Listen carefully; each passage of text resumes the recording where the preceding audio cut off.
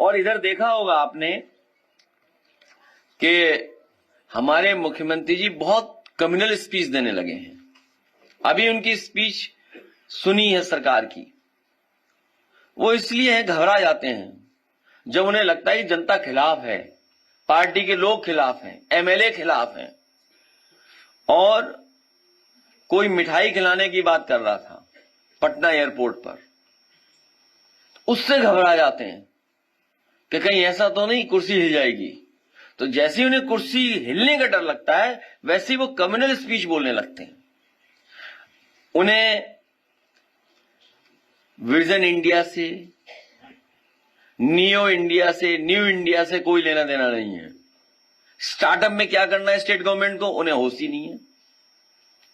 Startup India इतना बड़ा कार्यक्रम चला देश में, उन्हें होश ही नहीं है कि स्टार्टअप इंडिया है क्या। के प्रधानमंत्री जी का भाषण हम लोगों ने सुना जो भूटान में दिया, कि भारी मन से उन्होंने कहा कि इतनी बड़ी घटना देश में हो गई, और उन्होंने आश्वासन दिया है कि जो भी दोषी हैं उनके खिलाफ कार्रवाई होगी। सरकार जो दोषी लोग हैं उनके खिलाफ कार्रवाई करेगी। लेकिन सवाल वही खड़ा हो जाता है कि इंटेलिजेंस फेलियर क्यों हो रहा है, ये घटना क्यों हो रही है। आज इतने सीसीटीवी हैं, कोई बता रहा था कि जो हमारा पड़ोसी देश है हर चीज मैप्ड है उसके देश में, हर चीज मैप्ड है, हर चीज सीसीटीवी कैमरे पर है। सोचो दिल्ली में न जाने कितना सीसीटीवी कैमरा होगा, और इतनी बड़ी घटना हो जाए, इतनी बड़ी गाड़ी में लोग निकल आए। तो इंटेलिजेंस फेलियर किसकी जिम्मेदारी है। सरकार को सबसे पहले तो जो इंटेलिजेंस डिपार्टमेंट उसे खत्म कर देना चाहिए, उसके अधिकारियों सब पे कार्रवाई कर देनी चाहिए भविष्य में, जिससे कि कोई ऐसी घटना ना हो पाए। भारतीय जनता पार्टी रणनीति के तहत ये सब एग्जिट पोल या टीवी चैनलों को वो नैरेटिव और परसेप्शन क्रिएट करने के लिए देते हैं।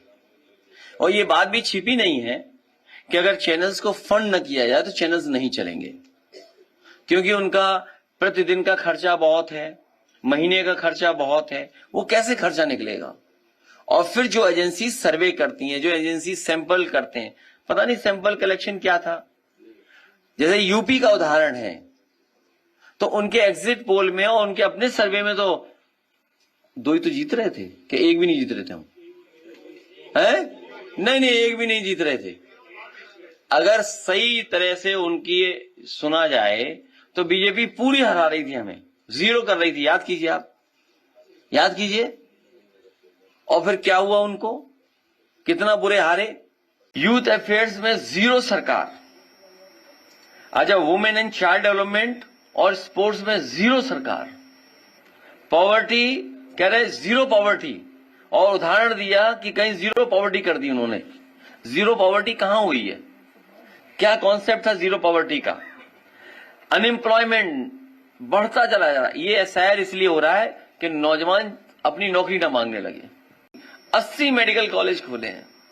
मेडिकल निग्लिजेंस कितना है। सोचिए, हमारा आपका बुखार पैरासीटामोल गोली से 500 mg से ठीक हो जाता था। बीजेपी के लोग डोलो खिलवा रहे हैं हमें, 650 डोलो है। नहीं, 650 में ही बुखार नहीं उतर रहा। 1000 तो इन बीजेपी वालों के लिए है।